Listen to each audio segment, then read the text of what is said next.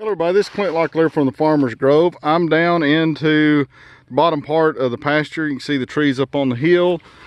I cannot wait for about another 2 years. This is the first year that I've done anything on this section of the property. I'm doing it in sections. I'm not getting way out of control on what I can and cannot handle. But there's a lot going on that you can see in the flags. We're sitting on a road that goes to a place that can eventually hold events and weddings and stuff like that, because that's a crazy profitable thing to do on a farm. But there's black walnuts and there's the air chestnuts and hazelnuts and all kind of stuff down here. But what I want to show you is this big monstrosity. This is one of the experiments that I'm doing of growing pawpaws. This is a 10-foot circle, diameter, runs all the way around. It is nothing but a banana circle. So you see all the dirt that's on the outside. I know the color's been in the winter. It all looks kind of the same. What I've done is in the middle where you see all the logs and it looks like just a big mess right now, I went down 2 shovelfuls. I've got about 2.5 feet straight down.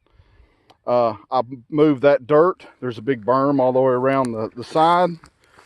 On 4 opposite corners, there's my pawpaw seedling that will be grafted into mangoes, or mango variety. I don't want to confuse anybody, but into mango pawpaws.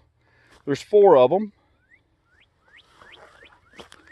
All of this in the middle, the hay was from a place that had a bunch of pumpkin ornamental stuff that they just had hay stacked up. They're opening for business for their produce out of Florida, so they gave this to me, so the hay was free.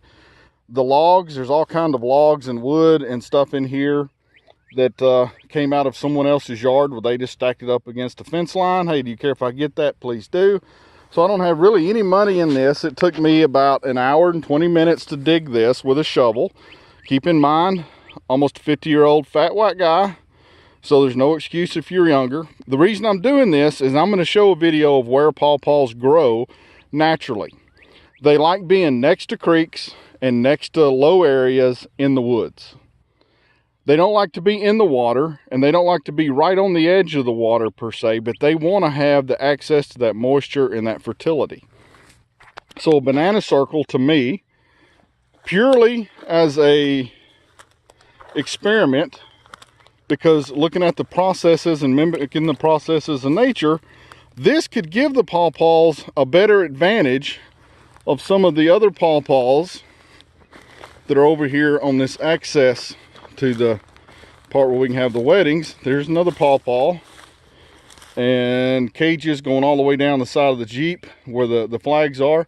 All these are pawpaws just planted in the ground, but I believe with studying the habits of the pawpaw tree, these will do better than the ones planted in the ground.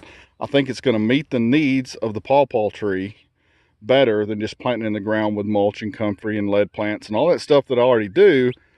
I think this is going to give them a heads up, and over the years we're going to see the difference between these and the ones that are across here as far as fruit and how fast they grow and all that type of stuff, because they like moisture. When all that wood and hay, and I'm just going to keep throwing stuff on here as it burns down, it's going to get extremely fertile just like in the woods. It's going to hold moisture. I don't see why this is not probably going to be the way that I will grow pawpaws in the future for doing this, because it's really simple. It's kind of a no-brainer, and with a small excavator you could knock one of these out in about 15 minutes. So you could put a 50 of these in probably 2 days with a mini excavator and have 200 pawpaw trees that'll be rocking and rolling, because you're doing what you're supposed to do and meeting the needs of the pawpaw tree. Y'all have a good day.